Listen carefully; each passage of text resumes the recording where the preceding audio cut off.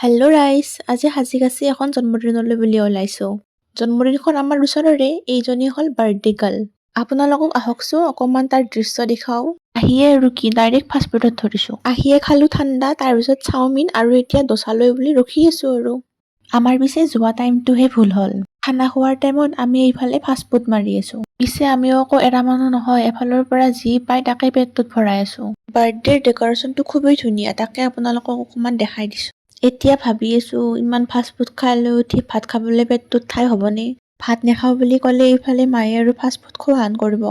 সেইকাৰণে থুচ মুচকে আহিয়ে গ'লোঁ আৰু ভাত খাবলৈ।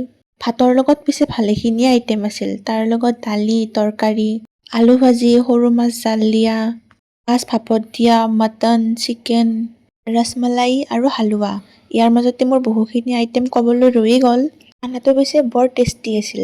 পেটত ঠাই নাই যদিও হেঁচি হেঁচি ভৰাইছোঁ। বাৰু আজিলৈ আহিছোঁ, বাই।